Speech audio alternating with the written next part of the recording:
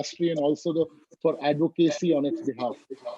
Over the years, we've represented shopping centers industry on multiple policy-related issues, GST, parking issues in Gujarat, Maharashtra, Telangana, property taxation issues being some of them. For the past 5 weeks, we've been a non-stop drive to get key policymakers to grant urgent relief to the industry. We've been on a daily virtual meeting with stakeholders, making representations to RBI for extension of loan moratoriums to 12 months, pushing guidelines on post-opening SOPs to the PM's office, Niti Aayog, Ministry of Home Affairs, Ministry of Commerce and Industry, NDMA, and other regulatory civic administration bodies on local, regional level also. This is the external push. Internally, we are pushing for unification and solidarity. The reason is simple. Retail is the most powerful measure of a country's economic health. It is the last mile, the front end of development, and retail and shopping centers are the two co-creators of a vibrant, essential ecosystem for modern retail in India. One has not flourished without the other. But now, for the first time in our lives, a problem beyond our control. None of us were trained for this. None of us signed up for this. Well, when the problem is out of control, we need to have even tougher internal strengths. Retailers and shopping centers have to find a way to become one powerful voice. We, you and us, have the power to get the entire modern Indian consumption lifestyle ecosystem in India through this. Retail and shopping centers co-created an entire revolution in India. Now, if they work together, they can definitely co-create a rebirth. We need to add power and substance to SCAI to speak as the voice of Indian shopping center industry and modern retail. I urge every organization in the shopping center development business to become a member of SCAI to make it the most powerful voice for the industry. So Anuj, we've got creators of some of India's most exciting shopping centers here today, veterans of retail spaces, innovation, masters of challenges. Let's find out how they see these things, the current situation. How do we get heard by policymakers on these big issues, LRD, taxation, fixed overheads, fiscal stimulus? How do we manage our partner relations, our tenants especially? And then when we open, what happens? How should SOPs be implemented? How should we jointly create something to build consumer confidence? Should we join hands with our retailer friends and create joint marketing campaigns, joint guidelines? Well, let's discuss all this. And then going ahead, will there be a new normal, Anuj, which is very important? Will customers expect completely new services? How will we stay relevant? Let's find out. Anuj, over to you. These are some of my thoughts. And the questions also we've received are somewhat similar. So we can also address their people's questions whenever we start asking our colleagues on the panel. Yeah, let's. Thank you very much. Thank you very much, Amitabh. Fantastic introduction. What you have created as SCAI, along with Anjali and Mr. Roy, is phenomenal. Retailers have the Retailers Association of India. This SCAI Shopping Centers Association of India. I think we need to make sure that we are able to disseminate the best practices between the mall owners and be able to come together to discuss what the challenges that we as an industry are going to be facing and what are some of the likely solutions. So thank you, Amitabh, for setting up this platform. Thank you for also bringing in so powerful panelists. They're amongst my favorite. All four of them are very dear friends as well. So I'm going to take the liberty of asking some tricky questions to them. I'll do a formal introduction very quickly. Abhishek Bansal, who's the Executive Director of Pacific Development Corporation with malls in NCR, Dehradun, and a number of other tier 2, tier 3 cities. Atul Ria, Chairman of Phoenix Mills, quite a face of the Indian retail real estate industry. My friend Mr. Jay Shankar, who's the owner and chairman and managing director of the Brigade Group, has varied interests from hospitality to retail to residential to offices. And then Mr. Rahul Saraf, we've got representation coming from Calcutta, whom I have known for 25 years. The first mall developer of East India, Managing Director of Forum Projects Private Limited. So welcome, gentlemen. It's fantastic to have you. We've got about 50 minutes. So I want to make the most of this, and I want to straight dig into asking you questions. These are not really questions. These are questions where I don't have an answer. So I am really seeking those answers from these panelists. And maybe Atul, I'll start with you. Sort of 2 or 3 questions. One, I don't know, Atul, whether there is data that is coming out from international markets who have opened up for retail. What has their experience been upon opening up? And maybe the second also related to that, we read earlier last week that the MHA has opened up the local markets. And I would have thought that malls may have been ahead of opening up of the local markets, given the ability to discipline and sanitize a controlled environment. Sort of what's your thought on that? When do you think the malls are going to open up, given that the local markets are open? So maybe these 2, and then I've got one more before I move to Mr. Jaishankar. Thank you so much, Amitabh ji, for getting us all together. And Anuj, I said this before, you are truly the father of Indian retail. All of us here have learnt our ropes from you. So for you to moderate this is really wonderful. I think you've hit the nail on the head with the first 2 questions for me. So as we see now, I think let me rewind a little bit to 2008 and also to my memory of the SARS period. And I'd like to say that at this point, the world is just engulfed by something called fear. And in this phase of fear, it's very difficult to think rationally. So we have to really look back at history and at other examples. As of yet, it's too early to talk about opening up of other malls in other countries, but I will take 2 examples. One is China, where we all know that shopping malls have opened recently to great success. I'm told that it's about 70 to 80% of shoppers are back in the malls. We've all read the news article about Hermes' sale, which was a blowout, and other similar. IKEA posted a story about their stores and malls, both in China and in Germany. And in Germany, they felt that about 63% of the customers are back. Wow. And about 65% of the tenants are open. And Germany is very recent. So I think Inga Group is the parent of IKEA. They own some 30, 40 malls. This was their data. And in China, it seems to be quite widely reported that about 70 to 80% of the customers are back. So I am personally, my view on this, even remembering SARS, reflecting back on demonetization, reflecting back on 2008, within 3 months of us being open, we will start seeing largely normalization set in. I'm very, very optimistic about this.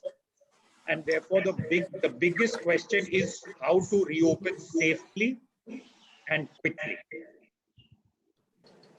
Your second question, which deals with the marketplaces versus mall. I think this is a message not just to the 6 panelists, but to everyone who's listening and who owns a shopping mall, and to every retailer in the organized trade. So we all understand that organized retail largely operates out of shopping malls. We all understand that a lot of nationalized players are present in shopping malls. Fundamentally, the government can, through a single instruction, give a diktat to 1 million square feet. They can say to a shopping mall, you follow these strict social distancing norms, you follow these strict sanitization norms, You make sure that every customer wears a mask. You make sure that every cinema has 50% occupancy with partition coming up between two groups. You make sure that restaurants have partitions. You make sure that you work off peak. You don't load up public transport. All of this can be followed in a shopping mall. They can also give you guidelines on the air conditioning if they so desire. Whereas if they are to control a marketplace, nothing is easy to control. A 200 square foot shop is very difficult to impose these restrictions, hand sanitization, mask, etc. And therefore, it is extremely logical for the government to actually promote the opening up of malls. If you study the Dubai manifesto, malls have gone as the #1 item in their priority, because without the reopening of the showroom, you cannot then open the automobile industry where cars are sold. You cannot open the retail garment manufacturing industry. You cannot open Bollywood. You cannot open the shoe manufacturing industry, because where will the produce be sold?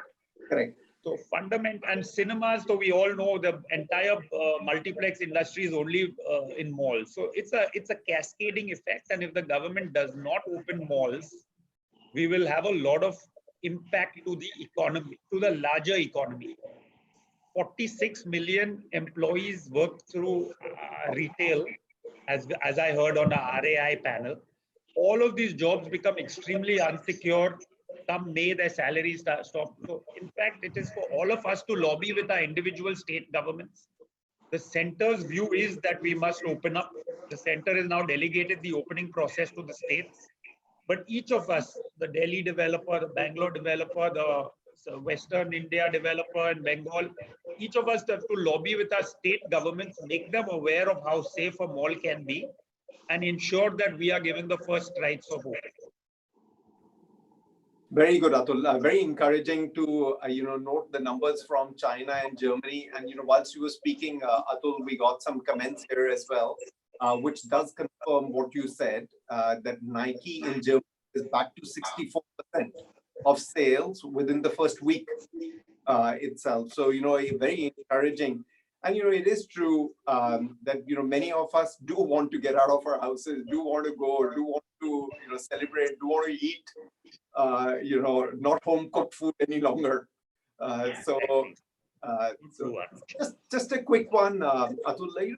Some hesitation that have been going on this entire thing of air conditioning within the mall spaces, and then how secure this is going to be. Is the virus going to get circulated through this air conditioning? And I've heard this sort of from a few people. That there is that hesitation. So, you said is that we should open up the malls. How do you tackle the air conditioning issue? It's a very good question, Anuj. And there have been a lot of these social media posts about how air conditioning is dangerous. In fact, my own mall team in Bangalore was writing emails to me considering reopening the malls without aircon. So I went and I tried to dive a little deeper into this topic. And thank you for touching on it, Anuj.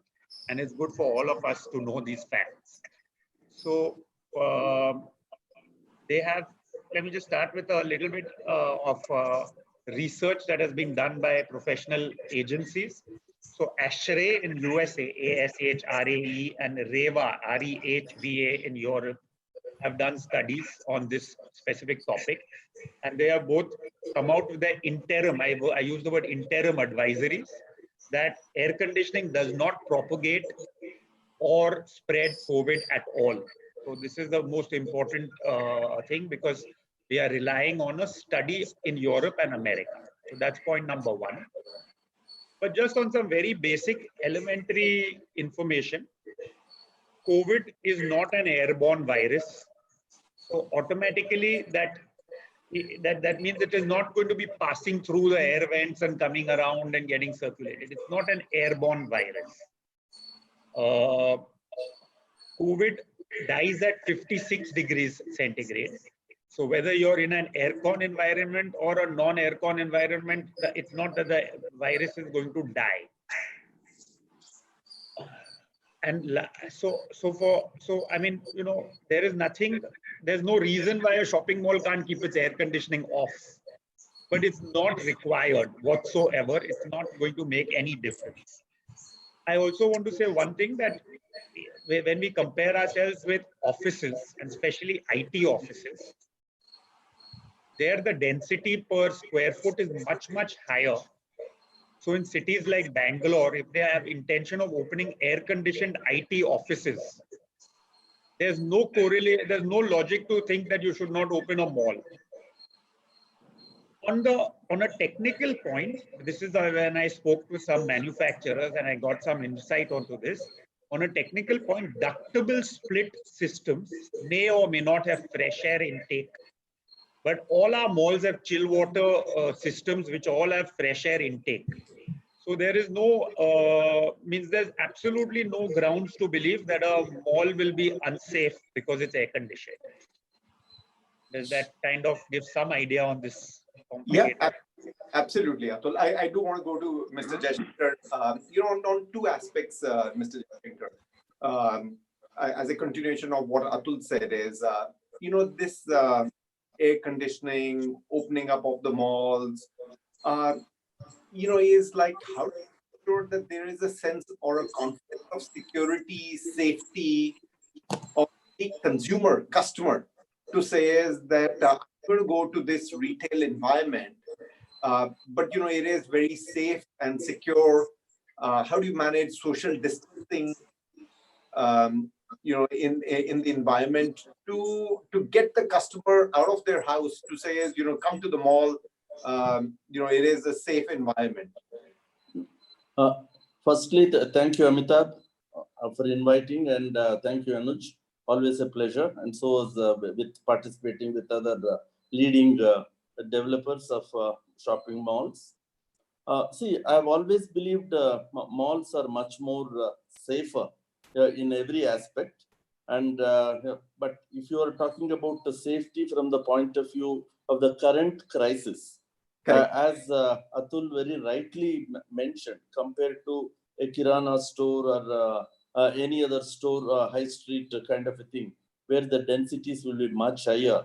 In malls, we can certainly control the number of people who can enter at a given point of time, the number of people who can enter a shop at a given point of time. And malls are always spacious by and large. And we do mark the distances, social distance that is required, whether moving in the corridor or whether moving within a shop.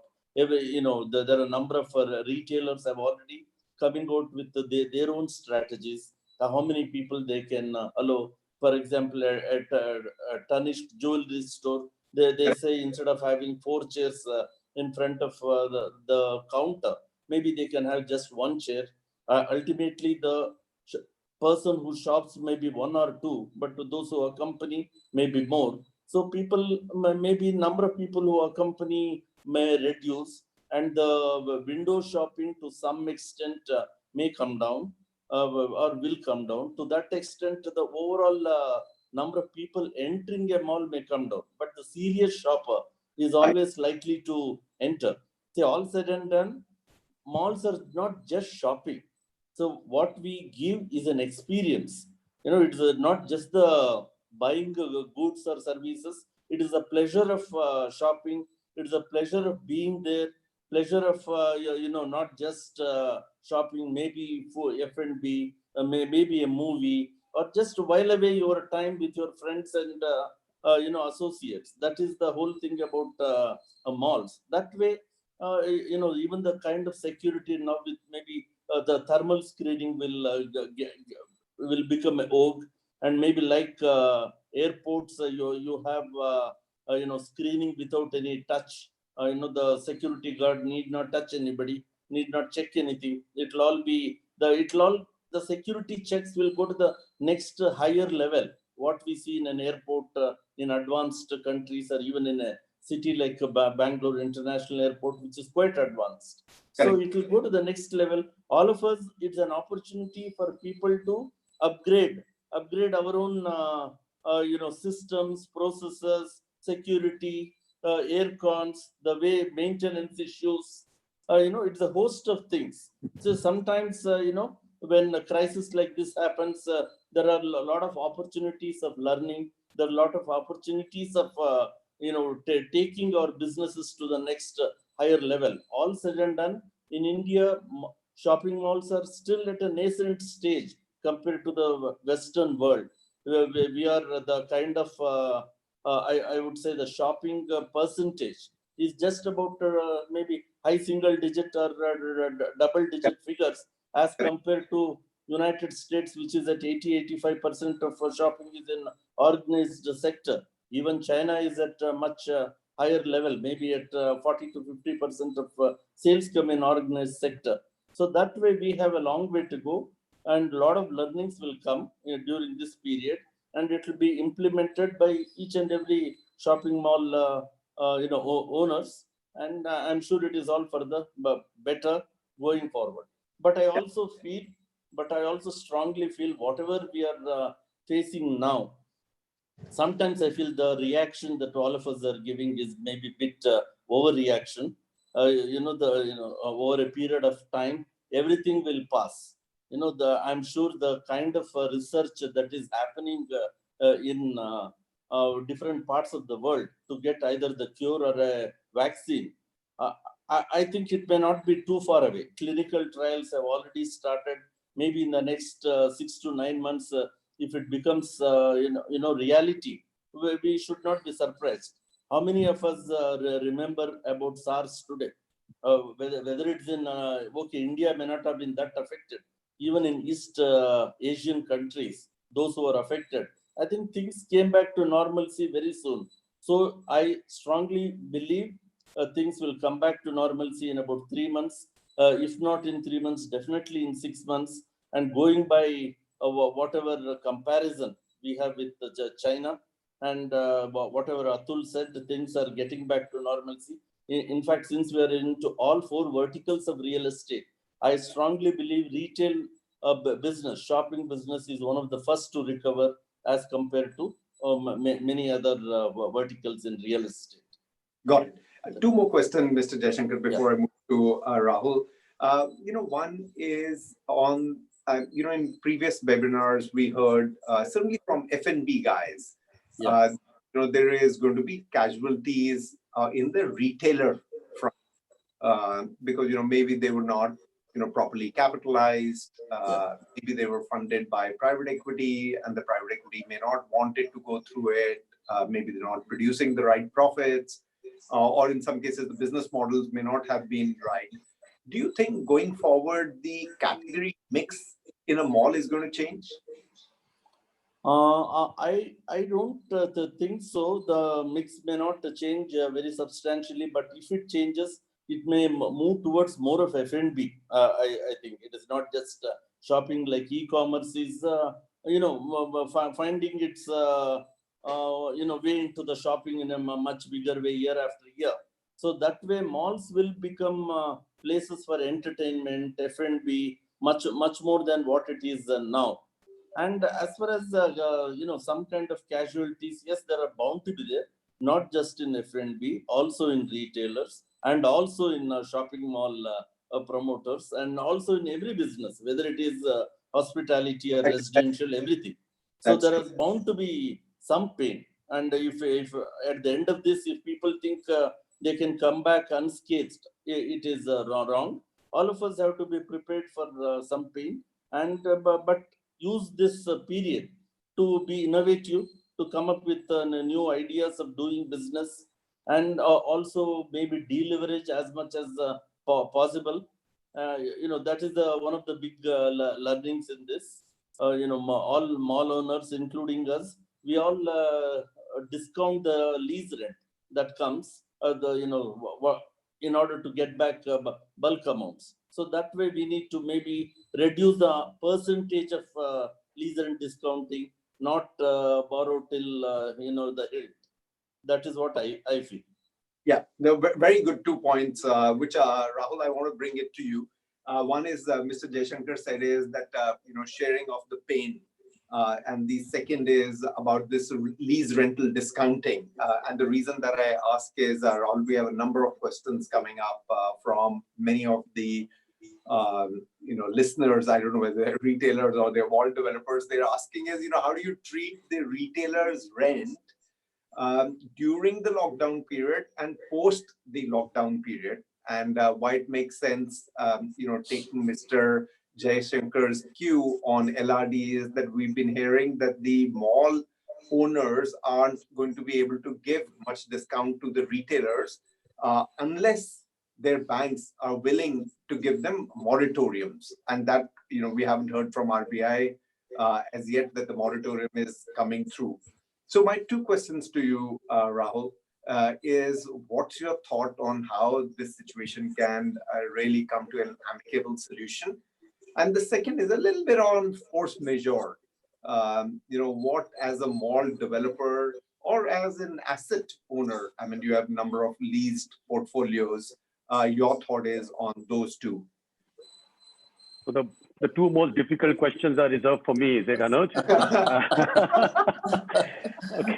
Okay. So, one is just a very general thought. In this lockdown environment, the only business that seems to be running in our country seems to be the banking industry. I mean, their interest meters are ticking while we've been asked to lock down our businesses. And I fail to understand why. I think one of the first lobbying that the entire business fraternity in this country should do is to ensure that bankers shouldn't be allowed to conduct their business. They should be asked to charge interest only equal to their cost of funds. I mean, imagine we've been asked to shut down our businesses while banks continue to earn money on their interest. How is it possible? They should also take the burden of the economy. There should be a kind of an interest subsidy announced by RBI, ensuring that the cost of funds to a bank is what should be their lending costs to the businesses till the businesses don't open up. I mean, that's just a general comment to make. Anuj,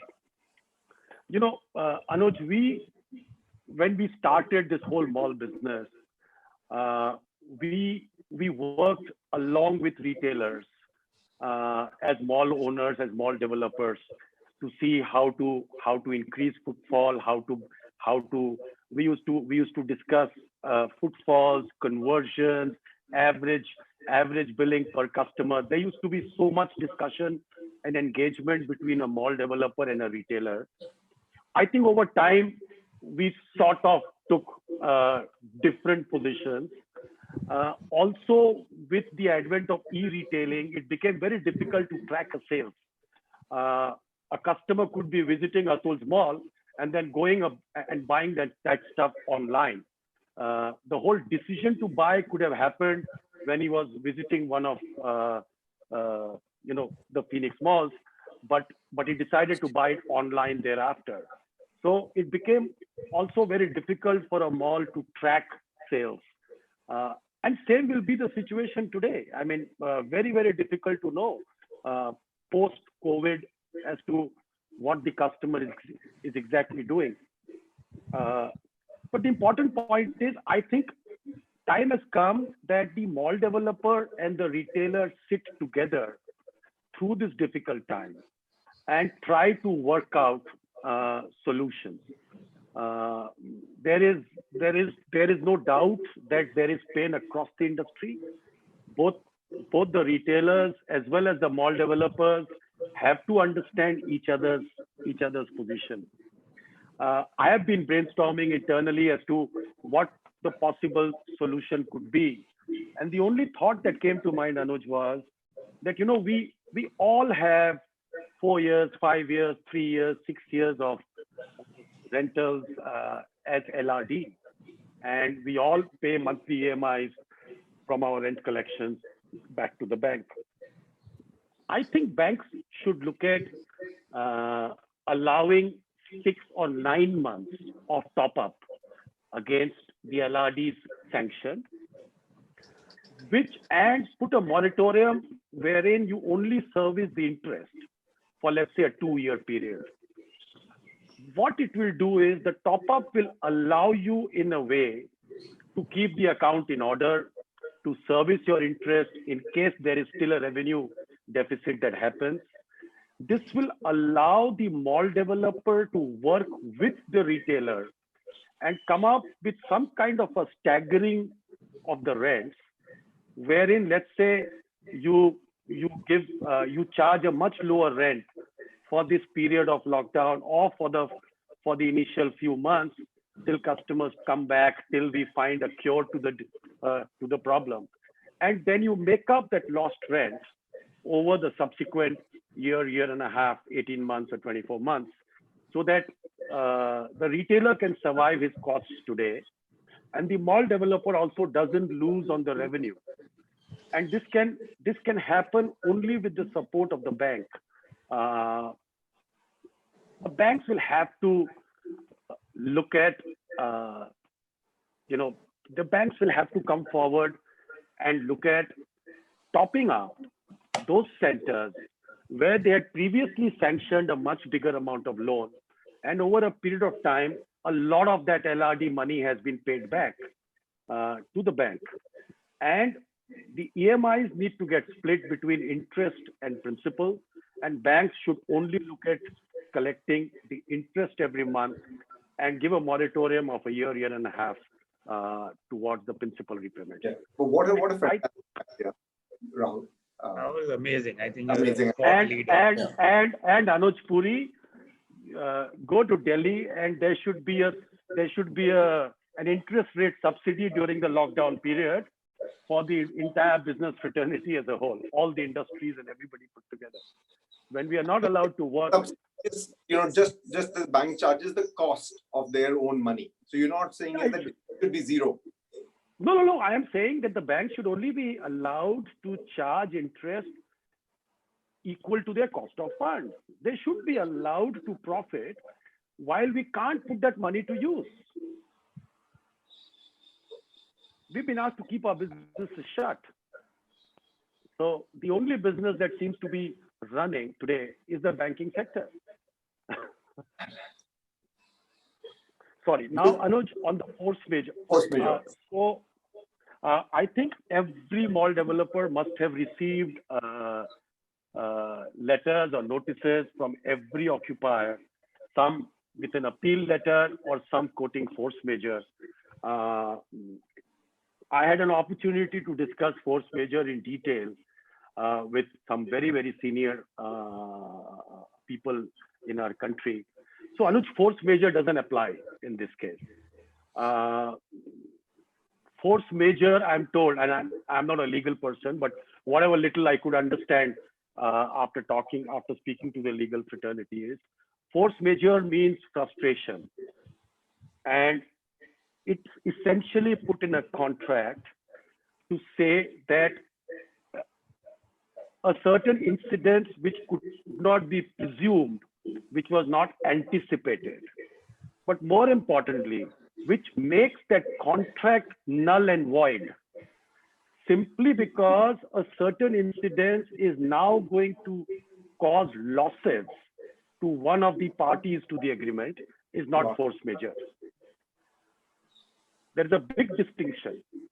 If a certain incident incapacitates me to fulfill my obligations under the agreement, which means the agreement, the basis of the agreement itself is now null and void, then force majeure applies. Just because circumstances have changed and now this agreement is going to cause me severe losses is not force majeure. Just to let me tell you, even during World War II, in most of the cases, the courts did not rule in favor of force majeure.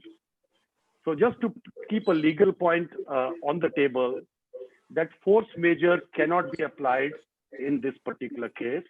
And internally, we are looking at each of our occupiers. Wherever there is a reasonableness, wherever we think that we need to work together. By working together, I mean both parties have to work together. Both parties have to appreciate each other's pain.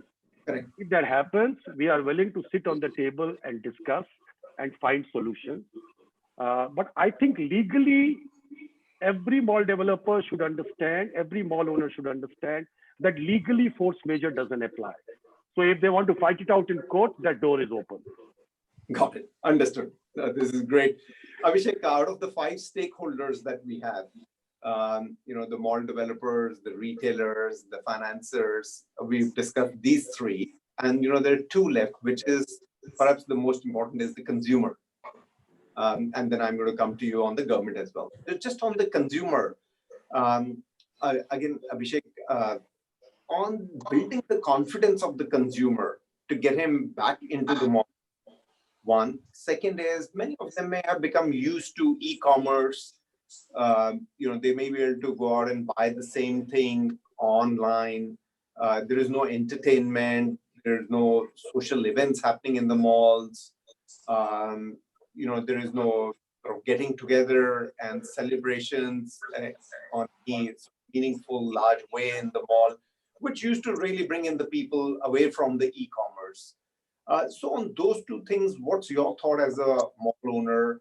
How are you going to be able to bring the confidence and ensure social distancing? Even our sort of culture is very different. I mean, there's no personal space. You stand in the airport queue and, the guy behind, irrespective, will still keep touching you on that is. So one is that how do you bring in that confidence, discipline, understanding, and respect in social distancing? And the second is, how do we sort of wean away some of the people who may have become a little bit more habitual on e-commerce, and because there is no new social event happening at the mall, they may just say, look, we're okay with the e-commerce only. Thank you, Anuj. Thank you for inviting me. Thank you, Amitabh, and to the fellow panelists. First thing that I would like to say here is, let us not discuss this as a permanent feature. We are all thinking ki ab yahi hai hamara lifestyle. This is a certain amount of time. We are talking 3 months, 6 months, whatever. Let us not all start thinking ki, mankind or humans are going to live like this forever. That's not the case. No? So humans will always be social animals. So even if it is going to be for those 3, 4, 5, 6 months, whatever that case is. So that's the biggest thing to remember, that this is not permanent. This too shall pass. The second point that you made about online, people getting used to online versus coming offline to brick and mortar. Now, online has been there even before COVID. It's not like it wasn't there. It was still there. People used to still go out there and buy. But like I also said previously, the experience of going out and shopping is just not about the need of buying a t-shirt. It is about the need of stepping out of the house, going out on the road, getting to the shopping center, moving around in an open space, and then buying it. Now, what we are saying is that the number of people that have started using online may want to just do that online. I don't think online can ever give you that experience of going out of your house and going to a social place. And it's also not about attending an event. As a human being, you want to go out and look at other people, look at new things, look at what's happening around you. It's not about sitting in your room and ordering things online. I mean, then it's end of human race. Then we are talking about. So so I don't think that's valid.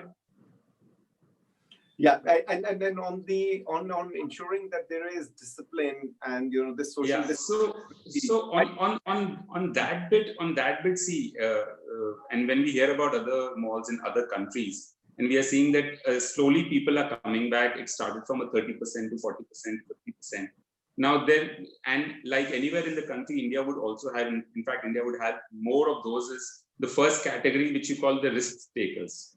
They will say, that typical Punjabi attitude, chak de fatte, nikalna hai, ghar pe baithe hue, bahut din ho gaye, bahar chalo. Those will be your first 30%, and they will come out. Okay.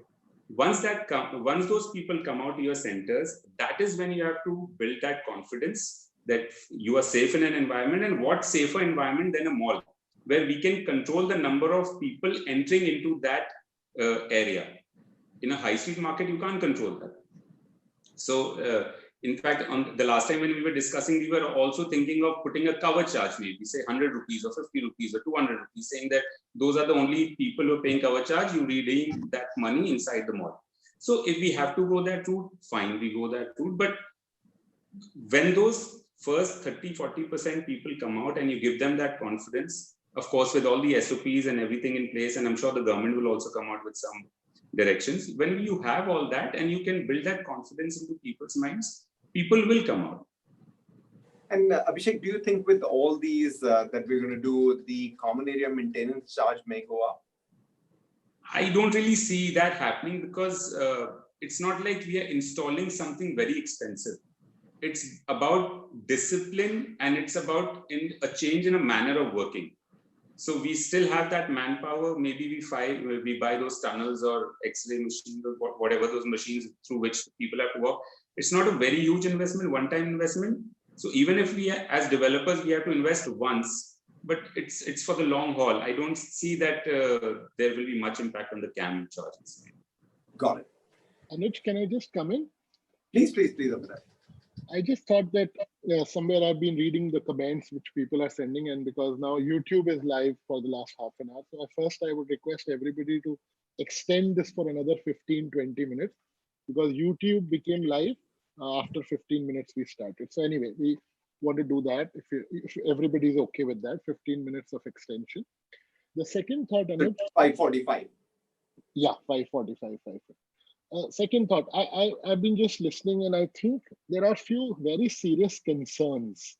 One, LRD, I think Rahul has addressed it very well, and somebody's written on the comments also, one of the best solutions and one of the best ways to express it.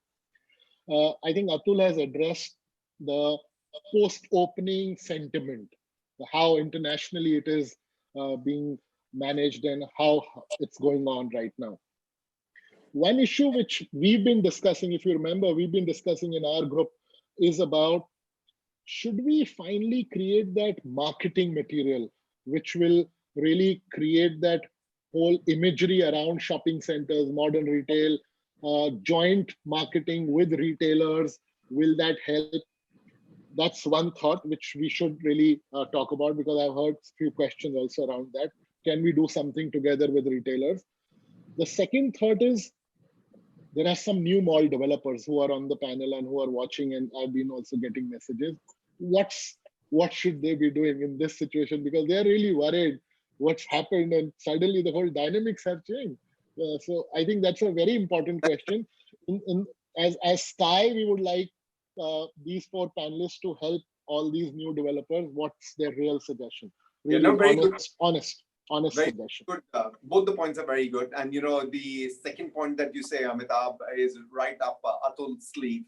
As we speak, Atul is developing 7 new malls, Atul. Right. So, that'll be interesting to hear Atul's views on that. And, the first is perhaps more as an observation, as a comment that you're saying, is that both the retailers and the mall developers should come together to build the confidence. And what are they going to do to ensure that that confidence gets built up? So maybe, Atul, you can take both of them. What new mall developers should do under the given circumstances? And the second is there a thought to partner with the retailers in bringing the requisite confidence of the consumer to come to the retail space?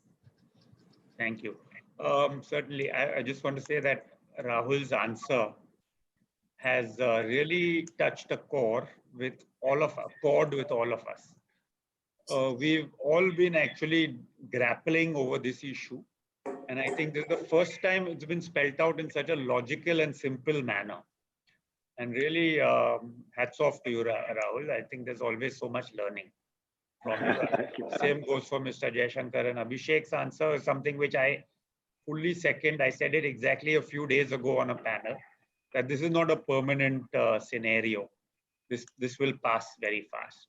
And we forget that, Atul, what Abhishek said is when he said is, you realize it, that you come to terms with it, is that this is not permanent. I mean, like, 6-9 months until the vaccine comes or until the dosage comes. You're out of it. Absolutely. So we are building a few projects, and some of them are very large, and they are at fairly advanced stage. I'm so happy to announce that we were able to restart construction in Ahmedabad 2 days ago, and we will restart construction in Bangalore, which is our Mall of Asia project, sometime in this coming week, now that as soon as we get the specific approval to start the work. So all I can say again on this to people who are building shopping malls, that this will pass. Do not change your plans. Do not take any rash decisions. Any decision you wish to take, keep it pending for 3 months. Nothing is going to change in 3 months. You will think August 15th, you'll reassess your decisions. Take no long-term decision. Don't exit your mall. Don't do anything if you can help it till August 15th. That would be my best advice. Stay your old course. That's what we are doing. I wrote a letter to our whole organization last week to say that, to say just this. And I am still working very passionately on my open spaces. I'm still creating social spaces in the mall. I'm creating open plan restaurants in the mall. I'm creating open plan skating rinks in the malls. I'm creating libraries and creating more places where humans can mingle and interact with each other. And that's the destiny for the malls, as Abhishek said, once this passes us by. Yeah. Sorry, you were saying something. Sorry, you were saying something, Anuj. I was just saying is is there a thought, Atul, that you're going to be really partnering with the retailers and bringing the confidence of the back? Absolutely. I think this is a fundamental blunder of mall owners. It has nothing to do with COVID. In any event, they have to understand that it's a partnership. We are in all our malls, we have a team that only works with retailer. And whenever I see presentations made by my marketing team about what they are going to do in the common area, my first question is, what are you going to do for the retailer? So work collaboratively with the retailer, not just today, but tomorrow and yesterday. You should always work collaboratively in promoting the retailer's business in the shopping mall and making sure he succeeds. Look at your dark spots in the mall, make them do better. Look at your weak tenants, help them to succeed. When the mall manager says that a ABC tenant is not doing well, we should throw him out. I ask him to look internally to see what he's doing to support that guy and how he can make that guy succeed. So I think it's no doubt the marketing plan should be worked between the mall team with each retailer, so that it's a very collaborative effort. And that collaboration is the foundation of this business. I agree with that. And it is not one versus the other. I think it is partnership only. I mean, one is providing the retail space, the other one is trading in that is, and it has to be collaborative. And fortunately, Atul, a majority of the retailers and the mall developers are looking at this together. I mean, one needs to understand the pain from both the sides and be able to then recognize how collaboration will be done. Mr. Jaishankar, if I can come to you on 2 points, the fifth stakeholder that we have is the government. What is the ask from the government? What is the government? What can the government do in these circumstances? Mr. Jaishankar, you are on mute. You're on mute. No, anything to do with government is a very sensitive question. But at this point of time, government can do a lot. What they have done so far, I have no hesitation to say, is they have done very little for the businesses, particularly for MSMEs. Yes, big businesses, everybody requires, but so far what is done is very little. I think the government, the stimulus, the so-called stimulus, what they have come out with is just about 1% of the Indian GDP. Which is very, very low when compared to ranging from 5 to 15% in most other countries. Agreed, we are not that developed like United States or Australia or many of the Germany. But I think India can certainly do better.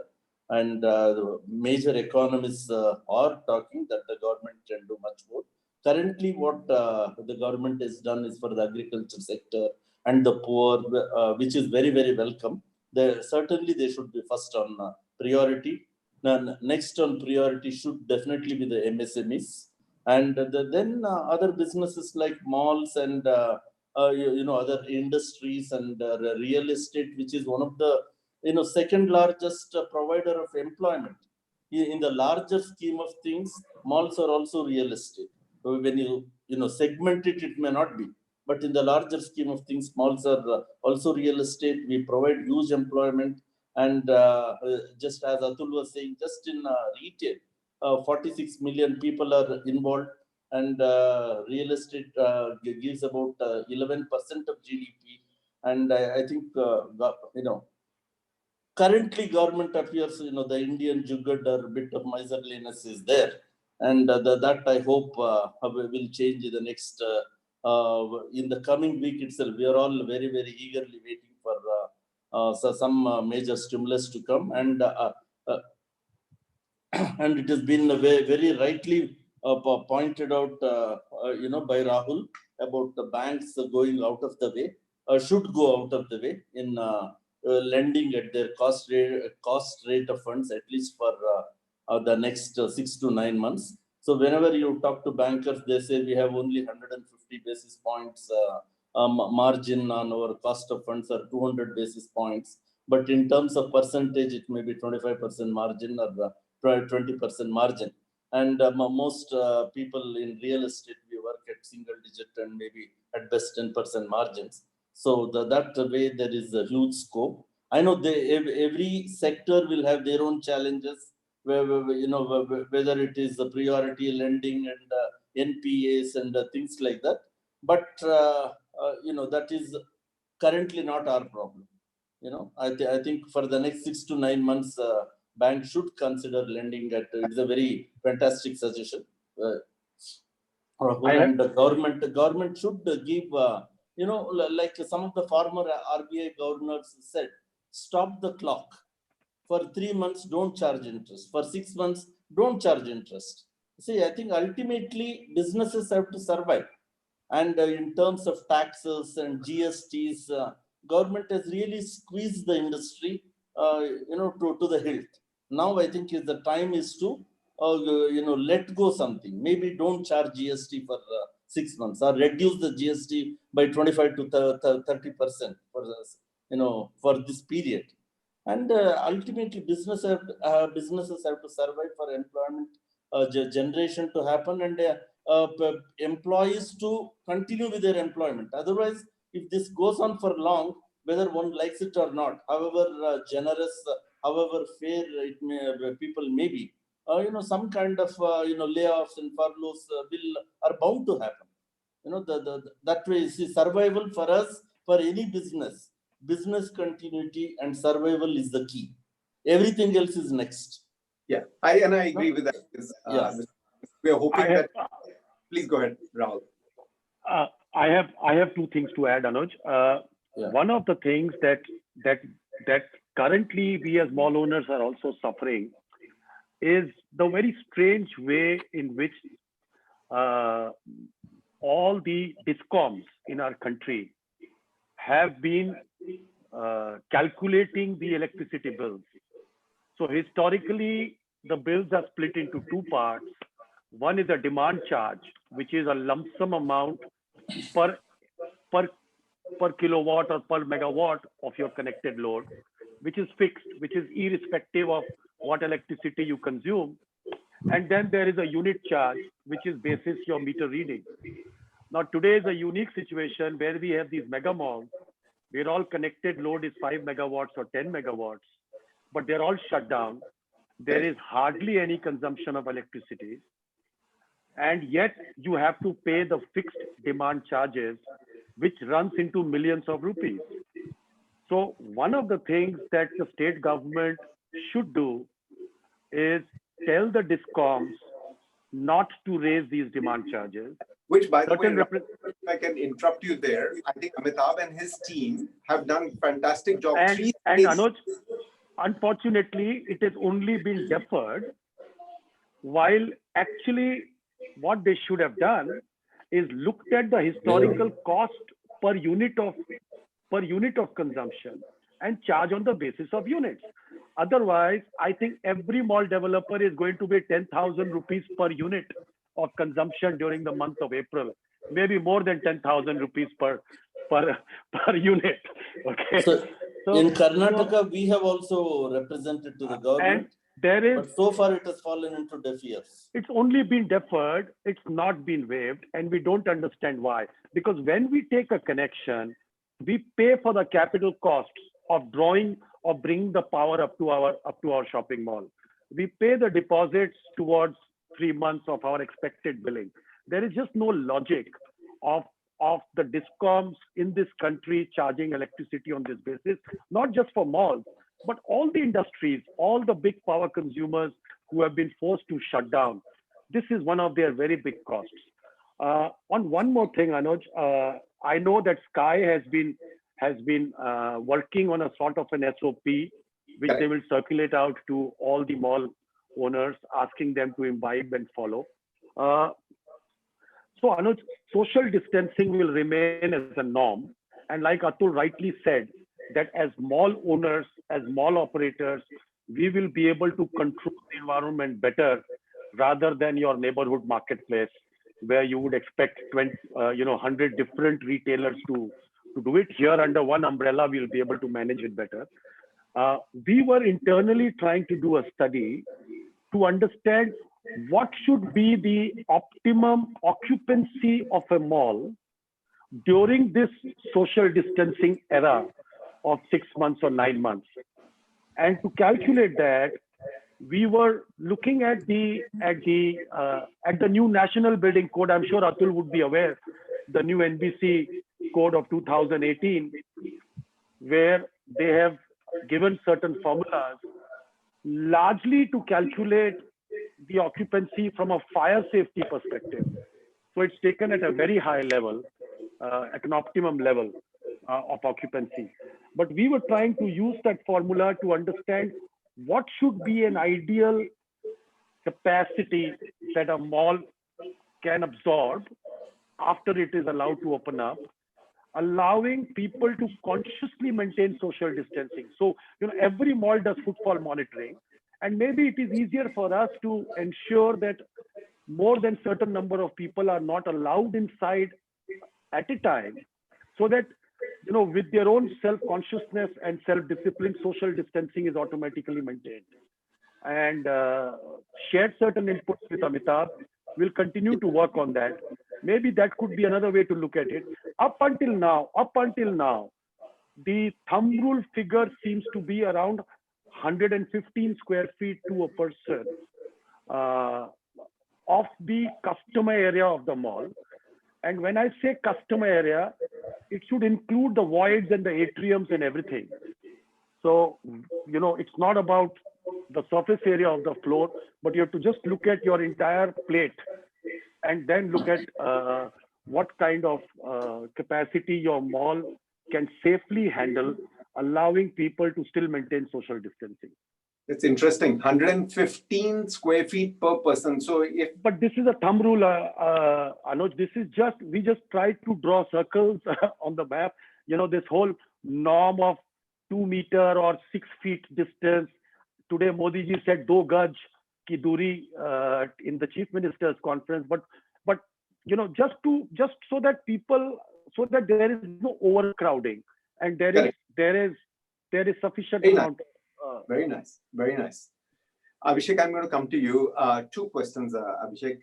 One is, if a retailer was going to go belly up, would you take equity position in his business? We've seen this in the US. A number of the large mall owners have taken equity positions in those retailers. I know it sounds very different. I mean, you're a mall owner, you have no business of a retailer. But I just wanted to understand, is there a similar thought that's going on in the minds of the mall developers as well, that, you may fund it to make sure it continues to survive? So Anuj, on a lighter note, I think we've been equity partners since the beginning, because I don't see any developer who has not invested in the interiors of one or the other tenant. Not only that, Abhishek, your investment in every store is much more, given your real estate cost. More than fit outs you invest in real estate. So that's part of our equity investment up there. But to answer your question, I think it will really depend on how important that tenant is to my shopping center. I mean, if I can't do without him, I can't do without him, then I will need to fund that retailer if it is in that particular shop, or otherwise, if it is that important to my shopping center, then it is. I mean, there's no other way. Right. And second one is, are the tier 2, tier 3, Abhishek, areas or cities or malls going to be more safer than malls in tier 1 cities? Because we're seeing some of these are not really being classified as red zones. Yeah, so the only difference between a tier 1 and a tier 2 city is the number of people walking into your shopping center. Otherwise, there is not much of a difference. So if I take Dehradun, for example, where I have my mall, there is only one mall and the whole town comes there. On a Sunday, the whole town is there because there's no other place to go. So I don't see much of a difference there, because if the whole town is coming to your mall, then what do you do? So really, we have to control the footfall. But in terms of having any difference, I don't see that much. Got it. And then Abhishek, on the sorry, Atul, you want to? Can I add something to that point? Yeah. On this red zone subject, I think one thing that's very important to understand. Your point was earlier that tier 1 cities seem to be red zones, Delhi, Bombay, etc. I think one very important statistic to dig deeper into is what are the number of critical cases which are in ICU in Delhi, Bombay, etc. and deaths in these cities.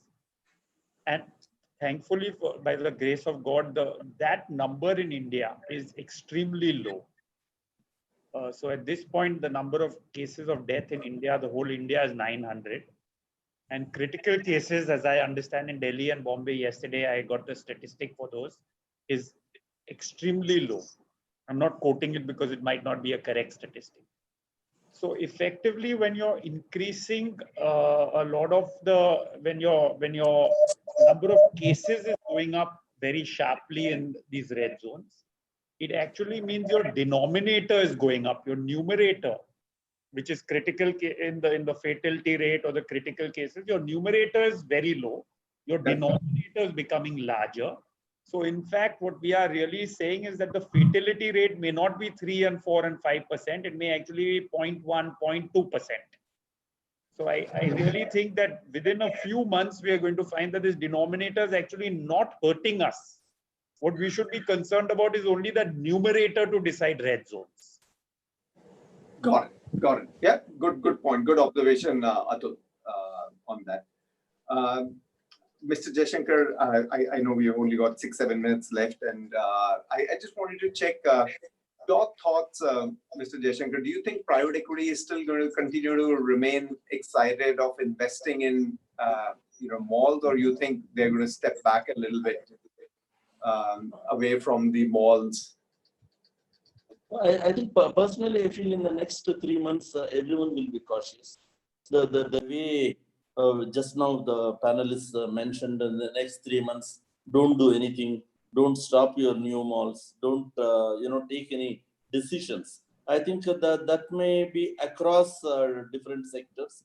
Private equity also will wait and watch, but at the same time, there will always be much more shrewd, and they will always be waiting for great opportunities.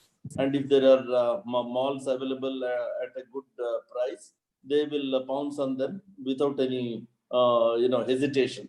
I think that is what is likely to happen. So there are funds which are only looking for distressed assets. So they are, for them, it is a great opportunity.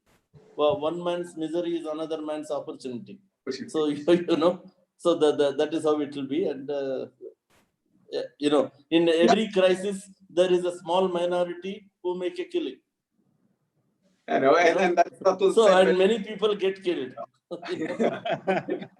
just hold on, do nothing till do nothing. I think one last question, which is the elephant in the room wala also question. I think somewhere I've heard Atul's one speech which said reasonableness wala thought.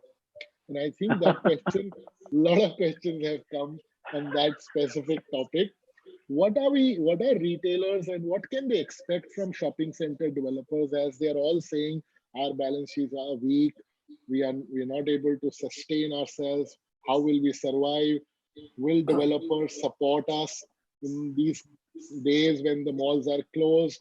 Forget the force majeure, all that is, I think, the last resort. But I think finally we are partners and we need to work together. What are we thinking on that? That thought is also equally important to be addressed somewhere.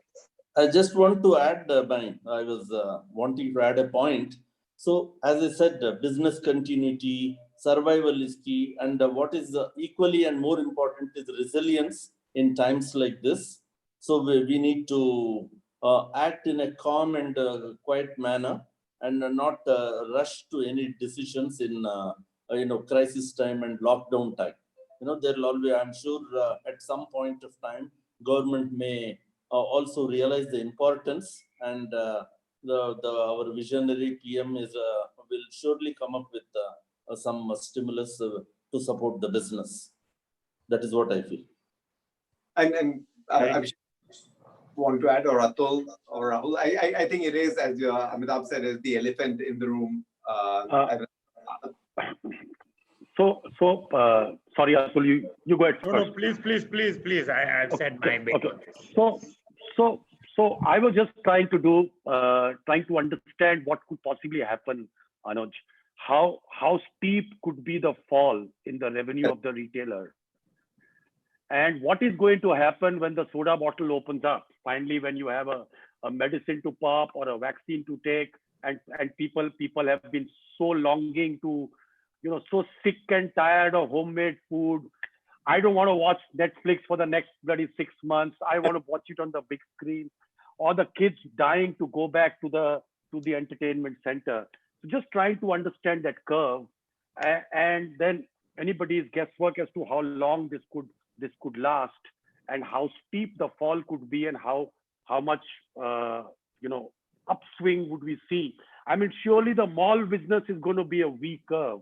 I don't know about the global economy and the Indian economy, whether it's a U or a W, but the mall is certainly a V curve that's going to be there. So just to give you an example, I mean, if suppose a retailer is paying you 100 rupee rent, I mean, just take 100 as a number.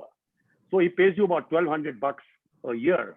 Correct. Now, each category you have to understand as to, what his margins are vis-a-vis the rent he's paying. And then allow him a discounted rent for a period of 6 months, 9 months, and then take it all back. Suppose it's a discount of, notionally speaking, over a 6-month period. So instead of 600 rupee, he's paying you 200 rupee, 150 rupee, 100 rupee, 300 rupee, anybody's guess. But the rest of the money, then you amortize back over the next 18 months or 24 months. And if you have a banker supporting you with only a 6 or a 9-month LRD top up, and only charging you interest to keep the account regular, I think it is possible to do that. And would the retailer be in a position to pay you, let's say, 25% higher rent next year because this year he couldn't pay you your rent for 6 months? Most certainly. We've kept him alive. He has no business earning money till he doesn't return our money back to us. So as long as there is this understanding and support from both sides, it's not going to happen. And if it doesn't happen, I don't care. I have been legally advised about force majeure. I am only trying to save you, my friend. Otherwise, the real estate comes back. We will keep the lockers shut. We will open it up once again. Somebody else will take the space of that brand. I'm sorry. When it comes to survival, you have to understand and appreciate each other's pain. Up until now, historically, the retailers have always tried to arm twist the mall developers. I'm sorry, I'm putting it in the open public platform. No more. It cannot happen. Now it's about Mr. Ruya and Mr. Saraf rolling up their sleeves and saying, you want my blessings? Or you want to get into a fight? It can't happen. It has to be both ways. It has to work both ways. Now Atul will tell you about reasonableness. Atul, go ahead, please, my friend. I will say one line. I really like. I put the harsh word out. Now you become reasonable, my friend. No, you really said it all very correctly. There's a bad cop, good cop. There's a bad cop, good cop theory. So I've become the bad cop. I'm going to say that, I would really take a wonderful cue from what Jaishankar said a minute ago before Rahul, that this is a time to keep calm. We don't need to answer that question today. I would rather see how bad things are or how fast that V curve is before I reach that conclusion. So we need to really keep calm and let the business reopen. And if he's actually doing 90% sale, I think the whole story will be different. If he's doing 20% sale, we will all need to find a reasonable solution. Him to help us pay our banks something. Banks, us, everyone will need to find a reason. He can't be making losses and continue for indefinitely. So keeping calm at this time and waiting it out is the wiser approach. Please, Mr. Jaishankar, go ahead. No, just to add to Rahul's point, while his point is if it comes to the crux, but before, in my opinion, neither the developer, the mall owner, nor the retailer should allow things to go to that point of place, because force majeure in times like this is not a tested case. Quite recently, there was a webinar where the Supreme Court advocates spoke. The best thing is to come to a settlement by mediation, or not mediation, by discussion. So we have always believed, all of us believe, that the relationship between the retailer and the mall owner or the shopping mall owner is that it's a symbiotic relationship. We depend on each other. Retailers need us and we need the retailers. And Atul is the one who has introduced the word of being reasonable in our approach. So I definitely concur with that. In addition to being, we have to be fair, reasonable, and both parties have to agree that it is a symbiotic relationship and it is not worth going to court to test the force majeure clause. Nobody will come out the winner. Nobody will come out winner. And I think only the lawyers will make some good money. Mr. Jaishankar, I did not mean to. No. I'm in total agreement. I am the first one. I am the first one who is advocating that understand their pain today, share it to the maximum extent possible, lean on to your banks to try to make you capable to support your retailer, and then expect him to pay back his debt as and when he has the ability to do so before taking back money home. No, I totally agree with you. I totally agree. If retailers and this can't be one formula. It can't be that the mall will announce that I am going to give 50% rebate on rent to all my retailers. Sorry, it can't happen like that. Each brand has a different kind of a term with you. They have different kind of margins. They have different kind of pain. Their product category may be differently affected. So like Atul said, you will have to talk to each retailer individually and come up with a customized solution, sitting with him across the table. You can't have, one solution fits all. Abhishek, can I request you? Just to add to what Rahul was saying, that every retailer will have a different solution. Every format will have a different solution. There'll be separate buckets for all of that. But one bucket that doesn't exist is when retailers get together and try and come and negotiate with us. And I'm sorry that bucket is not there. So there may be some letters floating around, but that bucket is not there where 20 retailers are writing together to kind of negotiate. I just wanted to put it out there that bucket doesn't exist. The bucket is only about formats, about brands, about different shopping centers. I do, and Abhishek, well said. Very good point, Abhishek. Yeah. And that word, I think, has gone back. and clear. I think we should change Atul's name to Mr. Reasonable. Atul, you'll have to, and you will have to live with that name and find a reasonable solution for all of us, Mr. Ria. Well, as I said before, that was origination of that idea came from Kishore Biani. I gave him credit even previously, and means as a concept, it's we always learn from one another, right? I might have said the word reasonableness, but the construct I definitely learned from someone else, as I did from Jaishankar in my several conversations with him, and all of us share the same view. So it is a view that is, I think, as you rightly said, if the banks are reasonable with us, we'll be more than reasonable with the retailers. We are all trying to just stay afloat and help others stay afloat. And in fact, that's the beauty of our Indian culture. It's really a cultural thing for us. We are looking at how to keep our employees, be reasonable with employees, government, stakeholders, bankers, and retailers at the same time.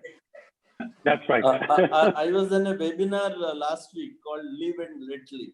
I think that is what it is all about. We will end it at that note, Mr. Jaishankar. Live and let live. I think Live and let live. Yes. Live and let live. It's a good one. Last time we ended with reasonableness. Yeah. This time we end with live and let live. Let live. When let live. Thank you very much, Amitabh, for organizing this. I have thoroughly enjoyed. Fantastic to have these four stalwarts. I read these are the four pillars of Indian retail real estate, and to have them for an hour and a half nearly, it's phenomenal. So thank you, gentlemen, for taking out the time. I want to add one last thing again, Anuj, before we wind up. And that is my urge. I urge all the shopping center owners, all the mall owners across India to liaison with in their own local regions and make sure that the government understands that the shopping center is a very safe place. And the impact of not opening the shopping center is cascading on the economy, not just for the mall, but for the retailer, for the garment manufacturer, for the footwear manufacturer, for the theater owner, for the Bollywood industry, for the jewelry industry. And if we don't go out there and do this individually in our own states, I don't think the message will go out. But Atul, is it a state subject? Because it is going to be a state subject because the lockdown has now pretty much moved on from the center to the states. I think the kind of messaging from the center has been open business. And even today, I think the PM's messaging has been to reopen business. But it is a state subject now of when and how. Yeah. Great. Thank you, everybody. Thank you to SCAI as well for organizing this. And look forward to such sessions. Thank you. Thank you, Atul. Thank you, Mr. Thanks, Jaishankar. Amitabh. Thank you. Abhishek. Thank you, everyone. Thank you, everybody. Thanks, everyone. Bye-bye. Take care. Bye.